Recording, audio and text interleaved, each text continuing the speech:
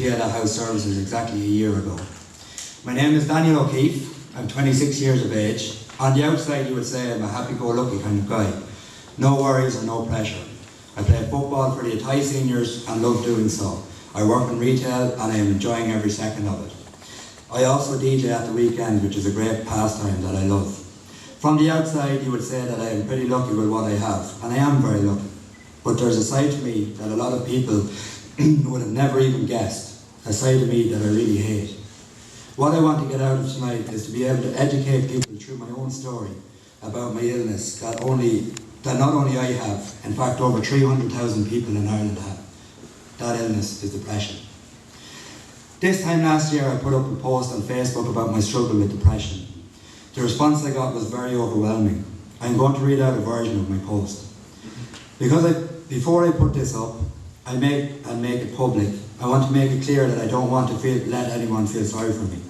I want to highlight the importance of mental health issues in this country through my own story. If this status helps at least one person reach out and get help, and that's all I want to achieve from this. So a few months ago, I attempted suicide on a few occasions. It was the hardest time I've ever gone through in my life. It was just a feeling of pure helplessness. I got myself in a huge mess with relationship problems and did some things that I've regretted every day since.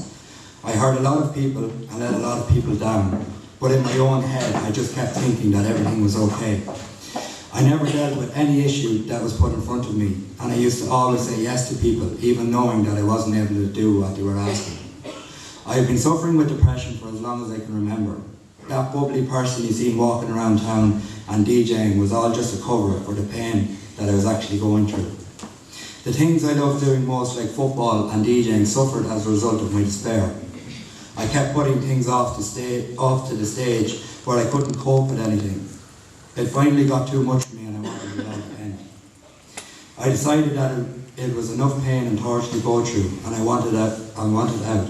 I just wanted to let the pain go away forever. I attempted it 3 times in the one night, and because I couldn't do it, I felt so angry that I couldn't even do that right. I just lay there for hours thinking that what was the easier way to do it. In my darkest hour, I was alone and I was afraid of everything. At the back of my mind, something kept saying to me, "Go on Dan, you deserve to give yourself another chance at being happy." After a long time of thinking about it, and a lot of arguing with myself, I decided to give this life thing one more chance. I then reached out and got help, but not before having to admit to myself that I had a problem. That was the biggest and hardest thing that I have ever had to do, and looking back on it was the best thing I ever did. I then went into a psychiatric ward for 10 days, so that I felt safe in myself and that I wasn't going to harm myself. Through hard work and determination, I built myself back up with the wonderful staff at the hospital and came out with a new outlook. I am very lucky to be able to pick myself up after seeing no way out. I still have a very long road to go, and there is always going to be bad days that will come along and try to trip me up, but I am way better prepared for it now. I just feel by sharing this story of mine that it will make people realise that it's okay not to be okay, and it's okay to get help. Just because I don't have a bandage on my arm or I'm not noticeably sick, it doesn't mean that I'm not sick. Sometimes it's the people you least expect who are the ones suffering the most. I hope if there's anyone reading this going through a similar battle with depression and has not done anything about it, please look for help. It's the hardest thing that you will ever have to do, but I promise if you are willing to work at it and make a good go of it, you will get through the hardest part of your life. I take one day at a time now, and I do what makes me happy. Looking after yourself is the hardest thing to ever have to do, but you have to ask yourself, if you're not willing to look after yourself, who's going to look after you? Don't leave it up to someone else. It's time people started talking about this subject more often. There is no shame in being depressed or feeling down. I am not ashamed of it. It's who I am, and you can either embrace it and deal with it, or you can let it beat you. The best thing I ever did was give life another go. I still have bad days, but I am more equipped to deal with them now. So the next time you see me smiling and being bubbly, it will be for real and not because I am trying to cover up my really dark days. Like I said at the start, if this post helps just one person reach out and get the help they need and deserve, then sharing all this with you will be worth it. Like I said, the response that I got was overwhelming. and the private messages started to flood in. The people you would least expect also have a story like mine. In fact, I am sure that people in this room right now have a similar story to me. When I was in hospital, I learned a lot about depression. I met people from all walks of life that you would think had nothing in the world to worry about. I learned that depression does not discriminate. I also learned that your mental health is like your physical health. If you don't look after it and spend time building it and making sure it's strong, you're going to become unfit and unhealthy. You really need to take as much care of your mental health as you do your physical health. I recently read an article about the sad and untimely death of Robin Williams, who also suffered with depression. I'm going to read you an extract from that article in the hope that it will open people's eyes and educate about this horrible condition. The heading on this article is "Robin Williams didn't die from suicide." When people die from cancer, their cause of death can be various horrible things: seizure, stroke, pneumonia. And when someone dies after battling cancer and people ask, how did they die? You never hear anyone say a pulmonary embolism. The answer is always cancer. A pulmonary embolism can be the final cause of death with some cancers. But when a friend of mine died from cancer, he died from cancer. That was it. And when I asked my wife what Robin Williams died from, she wisely replied, depression. The word suicide gives many people the impression that it was his own decision or he chose to die, whereas most people with cancer fight to live.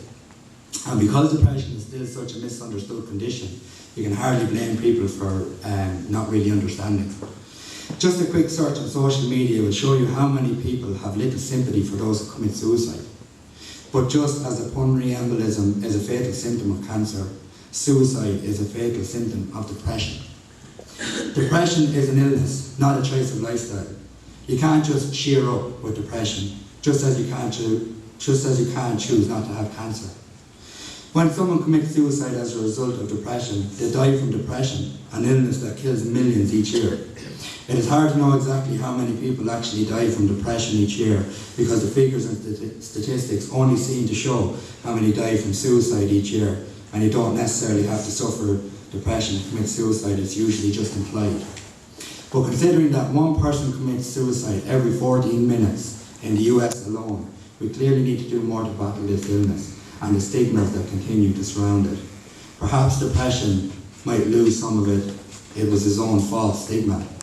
If we start focusing on the illness rather than the symptom.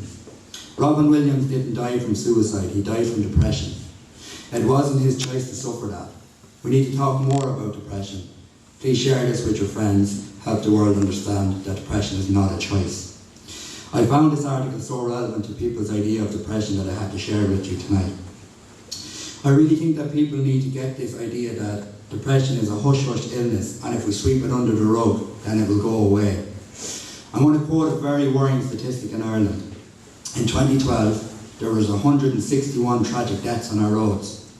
In the same year, 507 people died by suicide. This, in my opinion, is an outrageous statistic. The time and work the government has put into road campaign has saved a lot of lives, has changed the way we conduct ourselves on the road. This is a huge testament to the Irish government and the Irish people. What if the government put in the same amount of time, effort and campaigning into raising awareness about depression?